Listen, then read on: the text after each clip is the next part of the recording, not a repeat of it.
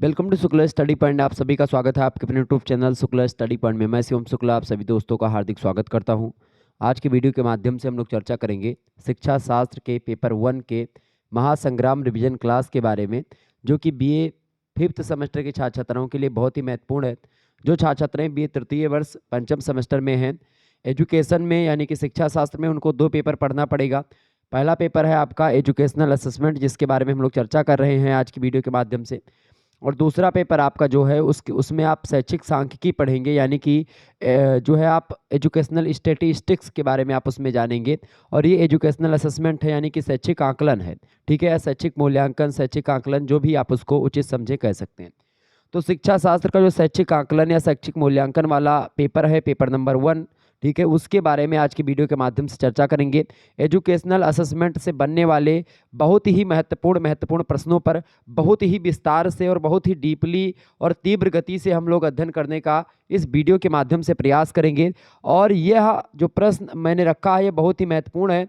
कुछ नहीं पढ़ा अभी तक तो आप इनको अगर तैयार कर लेंगे तो आपका रिवीजन हो जाएगा। अगर आपने पढ़ा भी है तो आपका रिवीजन हो जाएगा, अगर नहीं पढ़ा है तो आपकी तैयारी हो जाएगी। यानी कुल मिलाकर के ये आपके लिए बहुत ही ज़्यादा महत्वपूर्ण है। एक आप मान लीजिए कि ये रामबाण तरीका है आपकी परीक्षा में, एक ऐसे कैप्सूल की भांति है जिसको आप अगर खा लेंगे तो आपका सारा का सारी जो तबीयत होगी वो सब ठीक हो जाएगी। यानी कि तबीयत कहने का मतलब यहाँ पर मेरे है कि आप कुछ भी नहीं पढ़े हैं और टेंशन में है, तो आपका सारा टेंशन जो होगा वो इस कैप्सूल रूपी लेक्चर से ख़त्म हो जाएगा। आइए अब हम जानने का प्रयास करते हैं कौन कौन से प्रश्न हैं और उन प्रश्नों को हम समझ कैसे सकते हैं। देखें, पहला प्रश्न आपकी परीक्षा में बन सकता है या इसी से रिलेटेड आ सकता है। प्रश्न बहुत ही बढ़िया प्रश्न है। प्रश्न है कि बुद्धि 7 प्राथमिक मानसिक योग्यताओं का समूह होता है। इंटेलिजेंस जो होता है वो 7 प्राथमिक मानसिक योग्यताएं जो होती हैं उन्हीं का एक समूह होता है बुद्धि। इसको कहा था थ्रस्टन, एक अच्छे मनोवैज्ञानिक है। थ्रस्टन महोदय ने कहा था कि बुद्धि 7 प्राथमिक मानसिक योग्यताओं का समूह है। अब वो कैसे है इसके बारे में हम लोग थोड़ा सा जानेंगे। ये कैसे, इसी को सिद्ध करना, स्पष्ट करना है। तो थ्रस्टन की एक पुस्तक है प्राइमरी मेंटल एबिलिटीज, और इस पुस्तक में बुद्धि के 13 तत्वों यानी खंडों, मतलब कि मानसिक योग्यताओं का उल्लेख थ्रस्टन महोदय ने प्राइमरी मेंटल एबिलिटीज में किया है। और इसमें उन्होंने 7 प्राथमिक मानसिक योग्यताओं को स्पष्ट करते हुए कहा और उनका मापन करने वाली एक परीक्षण माला यानी टेस्ट ऑफ मेंटल एबिलिटीज भी बनाई। थ्रस्टन द्वारा उल्लिखित 7 प्राथमिक मानसिक जो योग्यताएं हैं वो नीचे लिखी हुई हैं, आप लोगों को दिखाई पड़ रही होंगी। तो थ्रस्टन महोदय ने 7 मानसिक योग्यताएं बताई हैं कि बुद्धि में चीज़ें होनी चाहिए। सबसे पहली बात, 7 मानसिक योग्यताओं में सबसे पहली योग्यता मतलब बुद्धि अगर किसी के पास है, उसकी जांच करनी है, उसको चेक करना है, तो सबसे पहली बात उसका जो है टेस्ट ऑफ मेंटल एबिलिटीज जानने के लिए आप 7 प्राथमिक मानसिक योग्यताओं से होकर के गुजरेंगे। इन 7 मानसिक योग्यताएं अगर हैं किसी व्यक्ति के अंदर तो वो बुद्धिमान व्यक्ति है, अगर नहीं है तो वो बुद्धिमान नहीं है। अब उनमें कौन कौन सी योग्यताएं हैं? सबसे पहली बात है न्यूमेरिकल एबिलिटीज, मतलब आंकिक योग्यता उसके पास होनी चाहिए। वो जोड़ना घटाना, मतलब कि जो गणित से रिलेटेड ज्ञान है उसको आना चाहिए, पहली। दूसरी योग्यता है शाब्दिक योग्यता, वर्बल एबिलिटी, यानी उसको शब्द पढ़ना लिखना और शब्द के बारे में ज्ञान होना उसको आवश्यक है और ये सब चीज़ें जानता हो। तीसरी बात, तार्किक योग्यता भी उसके पास, किसी मुद्दे पर तर्क करने की शक्ति भी अगर उसके पास है, यानी रीजनिंग यानी लॉजिकल एबिलिटी अगर उसके पास है, तो आप समझ जाइए कि वो भी बुद्धिमान व्यक्ति है जो रीजनिंग वगैरह भी एक प्रकार से सॉल्व कर लेता है। या ऐसे बोले कि किसी मुद्दे पर वो तर्क कर सकता है, किसी मुद्दे पर सोच सकता है, किसी सवाल के बारे में वो सोच सकता है। चौथा होता है स्थान संबंधी या देशिक योग्यता, यानी कि स्पेशल एबिलिटी कुछ उसके अंतर्गत होती है, तो वो। इसके अलावा स्मृति योग्यता, याददाश्त यानी मेमोरी की करने की क्षमता, याददाश्त करने की क्षमता उसके पास होनी चाहिए। तो ये स्मृति योग्यता भी अगर होगी तो भी बुद्धि उसके पास होगी। इसके अलावा शब्द प्रवाह योग्यता, यानी कि वर्ड फ्लुएंसी एबिलिटी, यानी कि कभी कभी क्या होता है कि आप बोलना चाहते हैं लेकिन आपके पास शब्द नहीं होता है कि आप मतलब कि आप जो चाह रहे हैं वो आप बयां नहीं कर पाते, चूंकि आपके पास या आपके डिक्शनरी में वैसा शब्द नहीं होता। तो चूंकि डिक्शनरी में आपके शब्द कब होगा, आपके माइंड में शब्द कब क्लिक करेगा, जब आप बहुत अध्ययन करोगे। आप बुद्धिमान होगे तो आपके पास कई शब्द होंगे, तो आप बोलते चले जाओगे, 1 घंटा 2 घंटा किसी मुद्दे पर आप 4 4 5 5 घंटा बोल सकते हो। बोलना शुरू हो जाओगे तो आपके पास शब्द की कमी नहीं पड़ेगी। तो ये होता है शब्द प्रवाह योग्यता, वर्ड फ्लुएंसी एबिलिटी। इसके अलावा सातवीं जो प्राथमिक जो है मानसिक योग्यता समूह का जो सातवां तत्व है वो है प्रत्यक्षीकरण की योग्यता, यानी कि परसेप्चुअल एबिलिटी। प्रत्यक्षीकरण का मतलब ये है कि आप बहुत जानकार हैं, लेकिन अगर उस जानकारी को आप उड़ेल नहीं पा रहे हैं, बाहर नहीं निकाल पा रहे हैं, उसको प्रत्यक्ष नहीं कर पा रहे हैं। आप बहुत टैलेंटेड हैं लेकिन अपने टैलेंट को आप बाहर नहीं प्रदर्शित कर पा रहे हैं, तो आप बुद्धिमान व्यक्ति के अंतर्गत नहीं आते हैं थ्रस्टन महोदय के अकॉर्डिंग। तो ये 7 योग्यताएं बताई हैं बुद्धिमान व्यक्ति की। किसने? थ्रस्टन महोदय ने। थ्रस्टन महोदय ने कहा कि बुद्धि जो होती है इन्हीं 7 मानसिक योग्यताओं का समूह होती है। अगर किसी व्यक्ति में ये 7 मानसिक योग्यताएं होती हैं, वह व्यक्ति मुश्किल मतलब कि जो है मुख्य रूप से क्या होता है? बुद्धिमान होता है, उसके पास बुद्धि होती है, उसकी बुद्धि लब्धि यानी इंटेलिजेंट क्वोशेंट IQ लेवल उसका जो होता है वो बढ़ा हुआ होता है। तो ये थ्रस्टन महोदय ने बताया। निश्चित तौर पर आपके समझ में आ गया होगा। उन्होंने 13 खंडों के बारे में बताया, यानी कि 13 मानसिक योग्यताएं बताई थी, जिनमें से 7 मानसिक योग्यताएं जो शुरुआती हैं वो बुद्धिमान व्यक्ति के लिए उपयोगी हैं। अगर ये 7 नहीं है तो वो बुद्धिमान व्यक्ति नहीं है। तो कम से कम ये 7 प्राथमिक जो मानसिक योग्यताएं हैं ये होती हैं तो वही व्यक्ति बुद्धिमान है। तो बुद्धि की 7 प्राथमिक मानसिक योग्यताओं का समूह है बुद्धि, ये बताया थ्रस्टन महोदय ने। निश्चित तौर पर आपको ये प्रश्न समझ में आ गया होगा। आगे देखिए, तो बुद्धि यही होती है। आगे देखिएगा, अगला क्वेश्चन आपकी स्क्रीन पर आ चुका है। दूसरा नंबर प्रश्न है, व्यक्तित्व से क्या तात्पर्य है? व्यक्तित्व मतलब होता है पर्सनालिटी अंग्रेजी में। सामान्यतः व्यक्तित्व पर्सनालिटी से तात्पर्य होता है किसी व्यक्ति के रूप, व्यक्ति का कैसा है, व्यक्ति का रंग कैसा है, उसका कद कैसा है, उसकी लंबाई चौड़ाई मोटाई पतलापन, अर्थात उसकी शारीरिक बनावट संरचना व्यवहार और मृदुभाषी होने से होता है। मतलब जरूरी नहीं, पर्सनालिटी का मतलब आप लोग जाहिर सी बात लगा लेते हैं कि भाई कोई व्यक्ति जिम करने वाला होगा और उसकी 6 पैक बनी होगी और उसके बाद में उसका शोल्डर अच्छा होगा, उसके जो है मसल्स अच्छे होंगे, बाइसेप्स अच्छे बनाए होंगे, तो वही पर्सनालिटीदार व्यक्ति। ना ना ना, पर्सनालिटी का मतलब ये नहीं होता। पर्सनालिटी में आपकी शारीरिक बनावट भी देखी जाती है, इसके अलावा आपकी योग्यता, यानी जो ये मैंने आपकी बुद्धि से रिलेटेड तमाम प्रकार की योग्यता बताई थी, ये भी योग्यता उसमें बहुत महत्वपूर्ण फैक्टर निभाती है। इसके अलावा आप का रंग कैसा है, आपकी शारीरिक बनावट, आपका व्यवहार कैसा है, आप कैसा एक प्रकार से बोलते हैं, ये तमाम प्रकार की चीज़ों को ध्यान में रख करके तब बुद्धि मतलब व्यक्तित्व का निर्माण होता है। और व्यक्तित्व इसी को कहते हैं जब सारी चीज़ों को, चाहे वो व्यक्ति की क्वालिटी की बात हो चाहे क्वांटिटी की बात हो, यानी शरीर चाहे उसका बड़ा हो छोटा हो, अगर उसकी बुद्धि नहीं ठीक है तो वो व्यक्तित्वदार व्यक्ति नहीं है, उसकी पर्सनालिटी ठीक नहीं मानी जाएगी। पर्सनालिटी मतलब होता है कि उसकी आंतरिक विशेषताएं, उसकी चारित्रिक विशेषताएं, उसकी संज्ञानात्मक चीज़ें, उसकी उसकी मानसिक एबिलिटी, उसकी सोशल एबिलिटी, सारी चीज़ों को जांचा परखा जाता है, उसके बाद में तब उसके व्यक्तित्व का निर्धारण किया जाता है। ठीक है, तो ये सभी गुण व्यक्ति के संपूर्ण व्यवहार को दर्पण मतलब दर्पण माने दिखाते हैं।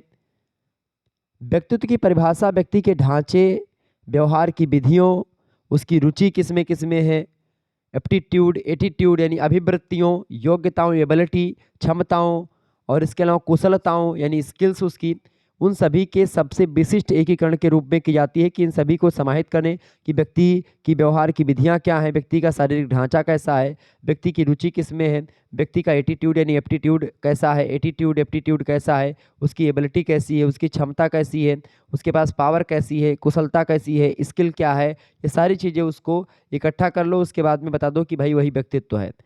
आलपोर्ट एक अच्छे विद्वान हैं, उन्होंने कहा कि व्यक्तित्व व्यक्ति में उन मनोशारीरिक, मनोशारीरिक मतलब मानसिक और शारीरिक दोनों की बात यहाँ पर की जा रही है, तो व्यक्ति में उन मनोशारीरिक अवस्थाओं का गतिशील संगठन होता है क्या? व्यक्तित्व, जो कि उसके पर्यावरण के साथ उसका अद्वितीय सामंजस्य निर्धारित करता है कि भाई वो समाज में या पर्यावरण के साथ किस तरीके से समायोजित होता है।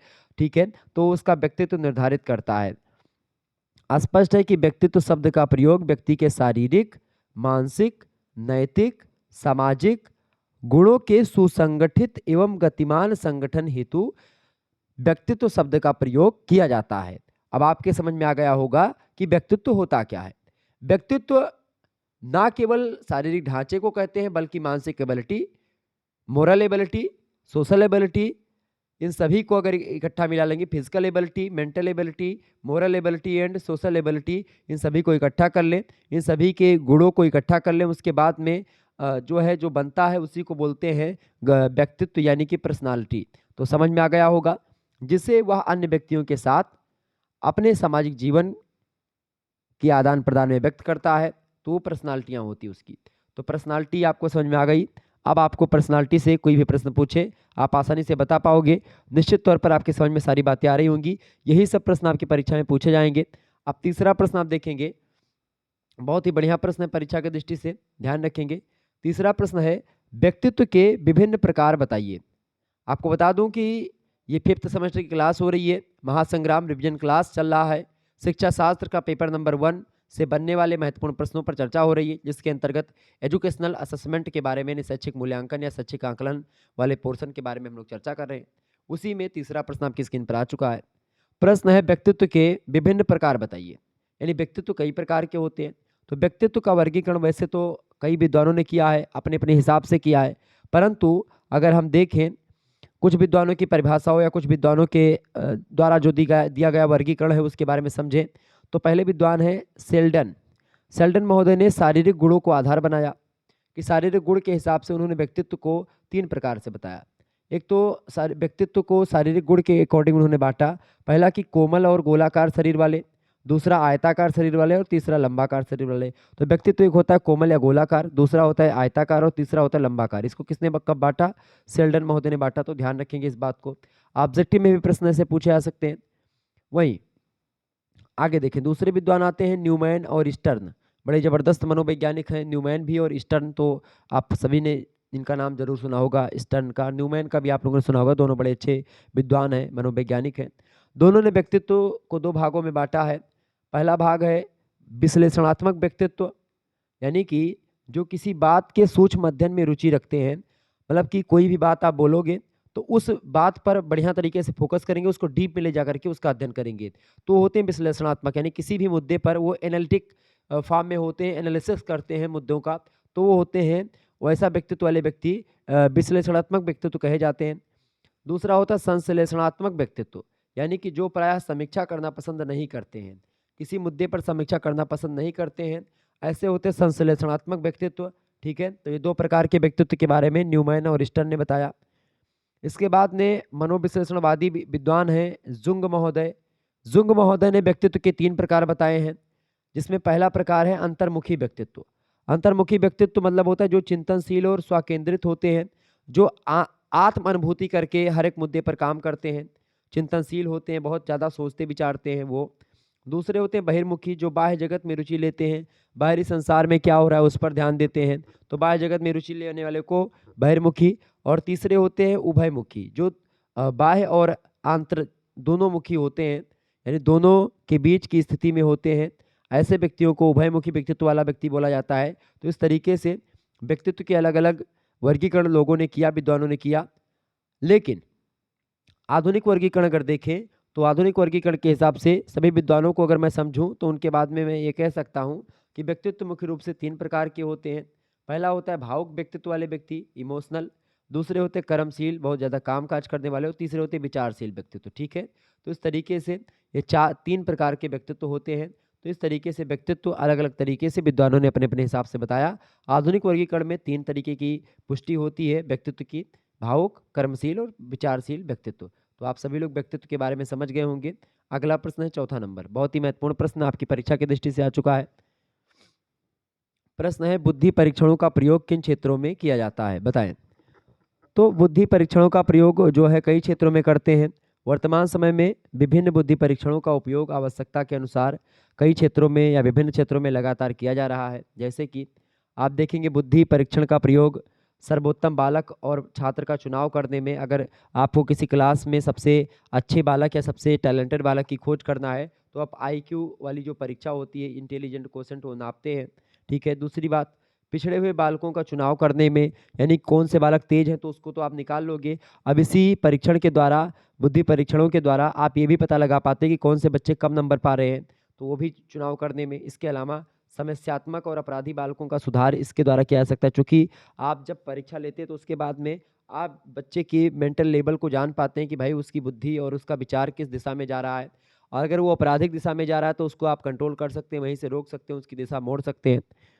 चौथी बात, कक्षा में बालकों का वर्गीकरण करने में, चूंकि क्या होता है कि कभी कभी क्या होता है, तमाम प्रकार के जो बुद्धि लब्धि वाले बच्चे होते हैं एक ही क्लास में बढ़ते हैं, तो उसमें फिर दिक्कत होती है। तो ऐसी स्थिति में क्या किया जाता है कि भाई कक्षा में कई वर्गीकरण कर लेते हैं, जिसमें कुछ टैलेंटेड बच्चों को कुछ ए सेक्शन में, उससे टैलेंटेड कम व्यक्ति को बी में, फिर सी में, इस तरीके से आप बांट करके आप रख सकते हैं। तो वर्गीकरण करने में कक्षा में बालकों को ये बुद्धि परीक्षण उपयोगी होता है।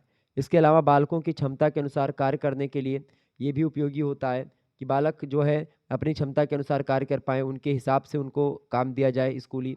इसके अलावा बालकों की विशिष्ट और व्यावसायिक योग्यता का ज्ञान करने में, बालक किस दिशा में जा रहा है, उसकी एबिलिटी कैसी है, वो किस व्यवसाय में घुसना चाह रहा है, किस तरीके के पेशे में जाना चाहता है, तो उसके लिए वैसी व्यवस्था करना, इसमें भी बुद्धि परीक्षण का बड़ा इंपॉर्टेंट रोल होता है।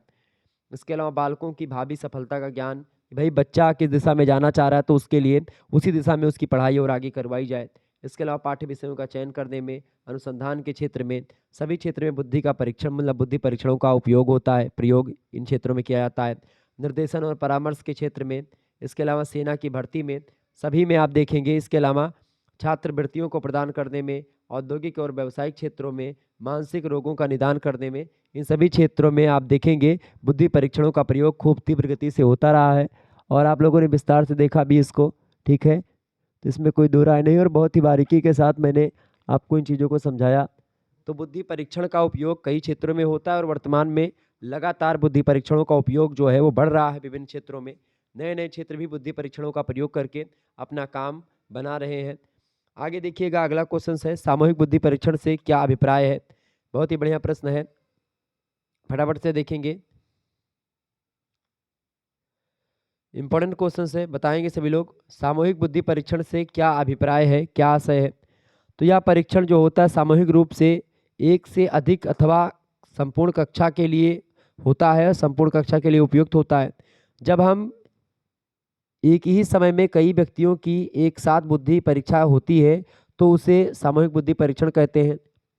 तो एक ही समय में कई व्यक्तियों की एक साथ ही जब बुद्धि परीक्षा, जैसे कक्षा में आप देखते हैं बुद्धि की योग्यता नापने के लिए टेस्ट लिया जाता है बच्चों का क्लास में, तो वो बुद्धि परीक्षण ही होता है। तो कई सारे बच्चों के माइंड और कई सारे बच्चों के ज्ञान के बारे में हमको पता चलता है टेस्ट के माध्यम से। जब उनकी कॉपी चेक करते हैं सभी बच्चों के अपनी अपनी बुद्धि का पता चल जाता है टीचर को।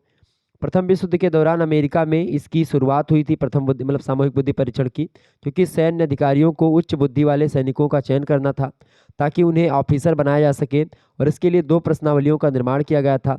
पहला था अल्फा परीक्षण, दूसरा था बीटा परीक्षण। अल्फा परीक्षण में क्या होता था, यह प्रथम श्रेणी की प्रश्नावली थी और उनके लिए थी जो पढ़े लिखे अंग्रेजी जानने वाले व्यक्ति थे, उनके लिए अल्फा परीक्षण होता था। बीटा परीक्षण अशिक्षित लोगों के लिए, अशिक्षित सैनिक और जो अंग्रेजी ना जानने वाले सैनिक थे उनके लिए बीटा परीक्षण रखा गया था। बीटा परीक्षण वाचिक प्रकार के थे जिसमें मौखिक और लिखित भाषा की आवश्यकता नहीं थी। कुछ विशिष्ट अभिवृत्तियों के लिए प्रश्नावलियां भी थीं। तो इस तरीके से दो प्रश्नावलियां थीं और इन्हीं अल्फा परीक्षण के अंतर्गत जो अंग्रेजी जानने वाले थे और जो जानकार व्यक्ति थे सैनिक लोग, उनकी परीक्षा होती थी ताकि उनमें से टैलेंटेड सैनिक को छांटा जाए।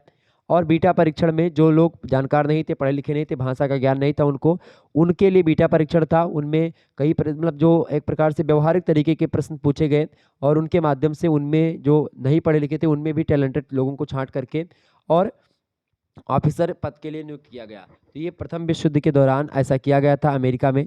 आगे देखिएगा, तो ये प्रश्न था आपका, मतलब ये बुद्धि परीक्षण का जो सामूहिक बुद्धि परीक्षण का जो शुरुआत हुई अमेरिका के में हुई प्रथम विश्व युद्ध के दौरान होती है। ठीक है, आगे देखिएगा, छठा क्वेश्चन आपकी स्क्रीन पर आ चुका है। छठवां प्रश्न बहुत ही महत्वपूर्ण है। प्रश्न है शैक्षिक मापन की अवधारणा स्पष्ट करें। शैक्षिक मापन की अवधारणा, शैक्षिक मापन वास्तव में होता क्या है, बहुत ही बढ़िया प्रश्न है शैक्षिक मापन के बारे में। शैक्षिक मापन बात की जाए तो क्या होता है, मापन किन्हीं निश्चित स्वीकृत नियमों के अनुसार वस्तुओं को अंक प्रदान करने की एक प्रक्रिया होती है। किसी चीज़ को मापना कि भाई ये कितना है, लीटर मीटर ये सब मापना, ये सब मापना ही होता है। ठीक है, ये बात ध्यान रखेंगे।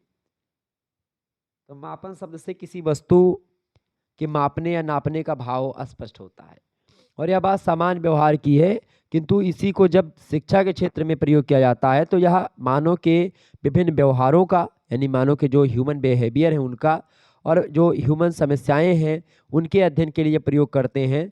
तो वो हो जाता है शिक्षा मापन या शिक्षा में मापन या शैक्षिक मापन। इस विषय में व्यक्ति को स्वतंत्र इकाई मान करके उसकी व्यक्तिगत समस्याओं का अध्ययन किया जाता है पहले।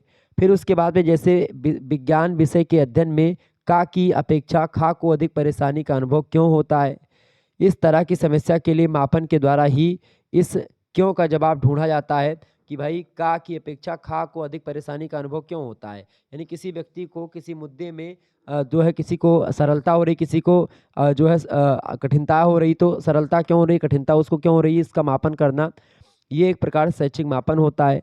इसके अलावा बुद्धि को मापन के द्वारा आंका जाता है और व्यक्तित्व को भी विभिन्न परीक्षणों के द्वारा ही मापा जाता है। तो मापन ही एकमात्र साधन है जिसके द्वारा किसी व्यक्ति की बुद्धि, किसी व्यक्ति का टैलेंट, इन सभी को आप माप सकते हैं, जान पाते हैं। आजकल तो मापन का बड़ा उपयोग है, विभिन्न क्षेत्रों में मापन का प्रयोग हो रहा है, जैसे कि दूरी को मापना, ठीक है, दूध को मापना, पानी को मापना, तेल को नापना, तो ये सब मापन के ही तरीके हैं। लेकिन जब शिक्षा में, अब शिक्षा में क्या नापना होता है, बुद्धि नापना होता है, किसी व्यक्ति का व्यवहार नापना होता है, किसी की बुद्धि लब्धि नापना होता है, तो यही सब नापा जाता है शैक्षिक मापन के अंतर्गत। ठीक है, ध्यान रखेंगे। शैक्षिक मूल्यांकन के उदाहरण स्पष्ट करें। शैक्षिक मूल्यांकन की बात की जाए तो आधुनिक काल में, अच्छा, मूल्यांकन और मापन क्या होता है। मापन में गणना का कार्य अंकों के द्वारा होता है, जबकि मूल्यांकन का कार्य गुणों का आकलन करना होता है। जैसे गुण मतलब प्रॉपर्टीज जो होती हैं, जो क्वालिटी होती है, उसको मापा जाता है, जबकि मापन क्वांटिटी दर्शाता है। और मापन में किसी विशेष गुण का ही मापन किया जाता है, जबकि मूल्यांकन में गुणों का मापन किया जाता है। ठीक है, मूल्यांकन में आप देखते हैं परिणाम विषयगत होते हैं और इसमें मापन में वस्तुनिष्ठ होते हैं। तो इस तरीके से मापन और मूल्यांकन होता है, दोनों एक दूसरे के पूरक हैं। जैसे आप देखेंगे मूल्यांकन क्या है, मूल्य का अंकन करना कि 1 लीटर दूध कितने पैसे का है, तो कितना पैसा बताना 1 लीटर दूध का, वो मूल्यांकन हो गया। लेकिन 1 लीटर वो दूध है, मतलब इतना दूध 1 लीटर होगा या इतना दूध 1 लीटर होगा, ये मापन कहलाएगा। लेकिन इस इतने दूध का दाम कितना होगा, ये मूल्यांकन कहलाएगा। ये बात ध्यान रखेंगे। ठीक है, तो मूल्यांकन जो होता है वो क्वालिटी बताता है, ठीक है, किसी व्यक्ति की या मतलब किसी वस्तु की या किसी जो है चीज़ की, जबकि जो मापन होता है वो क्वांटिटी बताता है। क्लियर, समझ में आ गई चीज़ें। तो आधुनिक काल में मूल्यांकन जो है मनोविज्ञान एवं शिक्षा की महत्वपूर्ण देन है। बिना मूल्यांकन के मानव व्यवहार या उपलब्धियों का अध्ययन करने वाले विषयों का ज्ञान नहीं हो सकता। इसके अभाव में यानी इसकी कमी में यह विषय अपूर्ण ही माने जाएंगे। मूल्यांकन शिक्षा के क्षेत्र में इस बात का निश्चय करता है कि किसी भी कार्य की स्थिति, यानी जो पोजीशन है किसी भी कार्य की, वो क्या है, किसी भी कार्य की स्थिति क्या है, इसका निश्चय करता है। बालक विद्यालय जाकर के क्या सीखता है, राम की विज्ञान विषय में कैसी प्रगति है, राम ने क्या सीखा, क्या जाना, ये मूल्यांकन के द्वारा पता चलता है। किसी विषय की कौन सी पुस्तक सबसे अच्छी है, ये बात निर्धारित करना मूल्यांकन के द्वारा होता है। शिक्षा की दृष्टि से कौन सा विद्यालय श्रेष्ठ है, कौन सा विद्यालय कम श्रेष्ठ है, इसको मूल्यांकन करना, ये सब मूल्यांकन के द्वारा ये होता है कि भाई कौन सी पुस्तक अच्छी है। राम अगर विज्ञान विषय में पढ़ रहा है तो विज्ञान विषय में वो कितना ज़्यादा अच्छा पढ़ने वाला है, कितना प्रोग्रेस किया। ठीक है, बालक विद्यालय जाकर के क्या सीखता है, ये सब मापना जो होता है ये मूल्यांकन के द्वारा संभव हो पाता है। अनेक प्रश्नों के उत्तर की मूल्यांकन की जीवंतता एवं महत्वता सिद्ध, मतलब स्वयं सिद्ध हो जाती है, चूंकि इन सभी प्रश्नों का उत्तर मापन के पास नहीं है, ये केवल और केवल मूल्यांकन के पास है। इस विषय में रेमर्स और रोज, जो कि बड़े अच्छे मनोवैज्ञानिक हैं, उन्होंने कहा, उन्होंने उनके शब्दों में मूल्यांकन के अंदर व्यक्ति या समाज का या दोनों की दृष्टि में जो उत्तम है वही मूल्यांकन होता है। तो इस तरीके से मूल्यांकन जो होता है आपकी क्वालिटी को बताता है कि आपकी क्वालिटी में क्या इम्प्रूवमेंट हुआ, क्या चीज़ें आप जान पाए हैं। ठीक है, तो ये होता है आपका मूल्यांकन। आगे देखिएगा, अगला प्रश्न आपकी स्क्रीन पर आ चुका है। अगला प्रश्न और बढ़िया आपकी परीक्षा की दृष्टि से आ चुका है, फटाफट से आप देखेंगे। प्रश्न है, शैक्षिक मापन से आप क्या समझते हैं।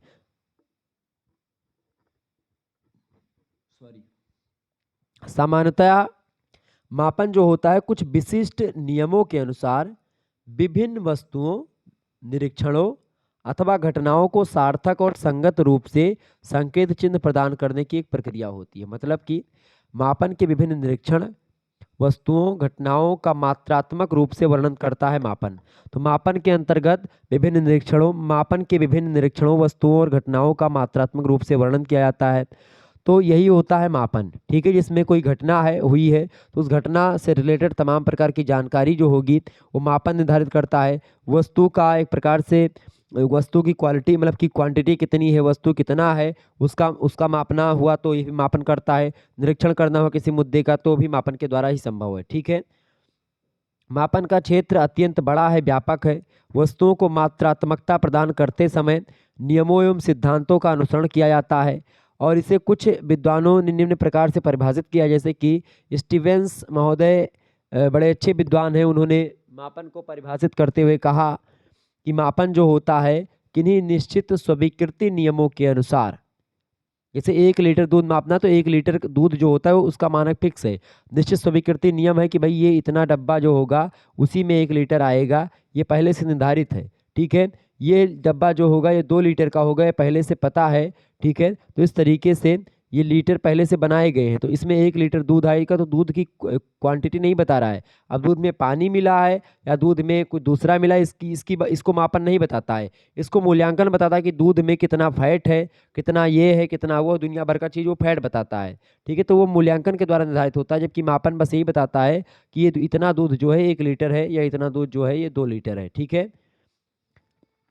तो मापन किन्हीं निश्चित स्वीकृत नियमों के अनुसार वस्तुओं को अंक प्रदान करने की प्रक्रिया होती है। अंक प्रदान करने का मतलब उसको बताना कि भाई 1 लीटर है, 2 लीटर है, 3 लीटर है, 1 किलोमीटर है, 2 किलोमीटर, 3 किलोमीटर, तो ये अंक प्रदान करता है। थॉर्नडाइक बड़े अच्छे मनोवैज्ञानिक है, शिक्षा शास्त्री हैं। उन्होंने कहा कि प्रत्येक वस्तु जो तनिक भी सत्ता रखती है किसी न किसी परिणाम में सत्ता रखती है, तथा कोई भी वस्तु जिसकी किसी परिमाण में सत्ता है मापन के योग्य है वो, तो ये मापन होता है। कुल मिलाकर के मापन की बात मैं करूं तो मापन ऐसे परीक्षणों का प्रयोग होता है जिसमें प्राप्य परिव्यय सदैव एक ही रहते हैं। मापन का संबंध केवल व्यक्ति विशेष से ही होता है। इसके परिणाम ऑब्जेक्टिव होते हैं, वस्तुनिष्ठ होते हैं, फैक्ट होते, तथ्यात्मक होते हैं। मापन जो होता है उसमें किसी विशेष गुण का ही मापन किया जाता है। मापन में गणना का कार्य अंकों के द्वारा होता है, ये सब चीज़ें ध्यान रखेंगे। तो ये होता है मापन। मापन 2 प्रकार का होता है, एक होता है गुणात्मक, एक होता है मात्रात्मक। गुणात्मक मापन का आधार प्रायः मानदंड होते हैं। मात्रात्मक मापन का आधार सदैव इकाई अंक होते हैं। अभी मैं इसको दोनों में अंतर को समझूंगा तो आपको बता दूंगा। आगे देखिएगा, 9वां प्रश्न है, मूल्यांकन के उद्देश्य लिखिए। मूल्यांकन के प्रमुख उद्देश्य निम्नवत हैं। पहला उद्देश्य है प्रवेश के समय प्रवेशार्थियों, जो प्रवेश विद्यार्थी होते हैं, प्रवेश के लिए जो फॉर्म डालते हैं विद्यार्थी, उनकी योग्यता का मापन करना। जैसे किसी प्रवेश परीक्षा में जैसे टैलेंट को मापना होता है तो भाई तभी तो लोग एडमिशन लेते। तो जो आजकल CUET की परीक्षा है वो मूल्यांकन के द्वारा ही होती है। उनकी रुचि रुझान का पता लगाना, इन सब के बारे में मतलब इन सब के आधार पर उन्हें प्रवेश देना, ये मूल्यांकन के उद्देश्य होते हैं। दूसरा उद्देश्य होता है प्रवेश के बाद उनकी बुद्धि और व्यक्तित्व का मापन करना और उसके आधार पर उन्हें वर्ग विशेषों में विभाजित करना और समय समय पर व्यक्तित्व निर्माण में सहयोग देना। दूसरा उद्देश्य होता है मूल्यांकन का। तीसरा उद्देश्य होता है कि समय समय पर जो छात्र हैं उन छात्रों पर शिक्षण के प्रभाव यानी कि शैक्षिक उपलब्धि उनकी क्या रही है, उनका शैक्षिक उपलब्धि जो रही है उसको मापना, ठीक है, उसको समझना जानना और उनके व्यवहार में क्या परिवर्तन आया। बच्चा जब एडमिशन लिया था उस समय कैसा था और एडमिशन के 2 महीने बाद उसका व्यवहार में कैसा परिवर्तन आया, इसको मापना। उसके आधार पर छात्रों का मार्गदर्शन करना कि भाई आपका व्यवहार ऐसे है तो आप ये कर सकते हो, आप वो कर सकते हो। उन्हें सीखने के लिए प्रेरित करना, उनको मोटिवेट करना ताकि वो उसी क्षेत्र में आगे बढ़ सकें जिस क्षेत्र में उनकी रुचि है। तो इस तरीके से ये होता है मूल्यांकन का उद्देश्य। इसके अलावा मूल्यांकन के और भी उद्देश्य हैं, जैसे कि मूल्यांकन के उद्देश्य की बात की जाए, चौथा उद्देश्य है शैक्षिक सत्र के अंत में विद्यार्थियों को उपलब्धि परीक्षा के आधार पर उत्तीर्ण करना, अनुत्तीर्ण करना, श्रेणी प्रदान करना, कक्षोन्नति करना, प्रमाण पत्र देना। जैसे आपको बता दूं, उत्तीर्ण यानी कि पास कर देना, अनुत्तीर्ण मतलब फेल कर देना, श्रेणी प्रदान मतलब कि ग्रेड प्रदान करना कि भाई आप A ग्रेड में हो, आप B ग्रेड में हो। तो A ग्रेड वाला व्यक्ति जो प्रसन्न होगा और पढ़ेगा, B ग्रेड वाला जो होगा सोचेगा आपकी बार मैं A लाऊंगा। इस तरीके से क्या होता है, जब लोगों को लगता है कि भाई अब मुझे कम नंबर मिला है यानी कि मेरी पढ़ाई कम हुई है या मैंने अच्छा नहीं किया है, तो फिर वो दोबारा और पढ़ता है, अच्छा करता है। तो इस तरीके से क्या होता है, ये सब मूल्यांकन का उद्देश्य होता है, ठीक है। कक्षोन्नति मतलब दूसरे कक्षा में जैसे कि आप मतलब दूसरी पास किए तो आप तीसरी में चले जाएंगे, तो इस तरीके से आपको प्रमोट किया जाता है। फिर चौथी में जाएंगे, तीसरा पास करोगे तो इस तरीके से प्रमाण पत्र आपको मिल जाता है कि भाई आप तीसरी पास हो गए हो, तो ये सब डिग्री आपको मिल जाती है। पांचवा जो उद्देश्य रहा है मूल्यांकन का वो ये है कि सामान्य शिक्षा प्राप्त करने के बाद छात्रों की बुद्धि, छात्रों की रुचि, छात्रों का रुझान, छात्रों की योग्यता का पता लगाना कि भाई अब उन्होंने अगर सामान्य शिक्षा ग्रहण कर ली है, फिर उसके बाद में उनकी योग्यता, उनकी बुद्धि, उनकी रुचि और उनके रुझान में क्या परिवर्तन आया, और उनका जो है कैसा बुद्धि है, कैसा रुझान है, क्या योग्यता है, क्या एबिलिटी है, और उसके आधार पर उन्हें शैक्षिक और व्यावसायिक निर्देशन देना कि आप आगे क्या पढ़ना चाहते हैं। तो उनके पढ़ने के लिए उनकी बुद्धि, रुचि, रुझान और योग्यता का पता जब आप लगा लेंगे तो आप उनके शैक्षिक की आगे क्या करना आपको बता पाएंगे, आपको किस व्यवसाय में जाना है इसको भी बता पाएंगे। शैक्षिक मूल्यांकन का ये सब उद्देश्य होता है। आगे देखिएगा, अगला प्रश्न 10वां नंबर प्रश्न परीक्षा की दृष्टि से बहुत महत्वपूर्ण है। शैक्षिक मापन की प्रमुख विशेषताओं का वर्णन कीजिए। ये प्रश्न आपकी परीक्षा में, ये सब प्रश्न 100% आने वाले हैं, इनको आप तैयार कर लीजिएगा। देखिए, शैक्षिक मापन की प्रमुख विशेषताओं में तो पहला विशेषता है शैक्षिक मापन की, शैक्षिक मापन जो होता है आंकिक होता है, अंकों में मापा जाता है। शैक्षिक मापन का संबंध अंकों से होता है, अथवा इसको मापन कहा ही नहीं जा सकता है। ठीक है, इसको मापन कहा ही नहीं जा सकता। शैक्षिक मापन के उपयोग से ही अंकों, मानकों, औसत आदि की प्राप्ति होती है। तो इस तरीके से शैक्षिक मापन जो होता है वो आंकिक होता है, अंकों में मापा जाता है। दूसरी बात, मापन की इकाइयों में अभिव्यक्ति होती है। यह शिक्षा के क्षेत्र में तुलनात्मक अध्ययन के लिए वास्तविक प्राप्तांकों को किसी समान आधार पर व्युत्पन्न फलांकों में परिवर्तित कर लेते हैं। प्रमाणित फलांक तथा टी फलांक इसके उदाहरण हैं। तो इस तरीके से फल जो मिलता है आपको उसको अंक में प्रदर्शित कर देते हैं कि भाई आप जो है, जैसे कि मान लेते हैं आप फर्स्ट डिग्री प्राप्त मतलब कि पास हुए, तो आपको बताया जाता है कि भाई 60% से मैं ऊपर पास हुआ हूँ, इसीलिए प्रथम श्रेणी मुझे मिली है। ठीक है, ये बात ध्यान रखेंगे। तीसरा जो विशेषता है शैक्षिक मापन की, शैक्षिक मापन जो होता है अप्रत्यक्ष रूप से होता है। शैक्षिक मापन में निरपेक्ष रूप से मापन नहीं किया जा सकता है, इसको अप्रत्यक्ष रूप से करते हैं, प्रत्यक्ष रूप से नहीं करते हैं, ये बात ध्यान रखेंगे। 11वां क्वेश्चन आपकी स्क्रीन पर आ चुका है, फटाफट से आप देखेंगे, परीक्षा की दृष्टि से आपके बहुत महत्वपूर्ण प्रश्न है। मूल्यांकन का अर्थ लिखिए। मूल्यांकन का अर्थ क्या है बताइए। मूल्यांकन सीखने के साथ साथ निरंतर चलने वाली उस व्यापक प्रक्रिया से रिलेटेड है मूल्यांकन, जिसमें शिक्षा के जो मुख्य उद्देश्य होते हैं वो शामिल हैं। छात्रों के व्यक्तित्व के विभिन्न पहलुओं, ये जैसे कि शारीरिक पहलू, मानसिक पहलू, संवेगात्मक, इन सभी के सर्वांगीण विकास और संपूर्ण व्यवहार में वांछित परिवर्तन लाने के लिए शिक्षण के साथ साथ शिक्षा के अन्य सभी पहलुओं तथा उन्हें क्रियान्वित रूप देने में छात्रों द्वारा उनके ज्ञान व व्यवहार में जो परिवर्तन उत्पन्न होता है वही मूल्यांकन होता है।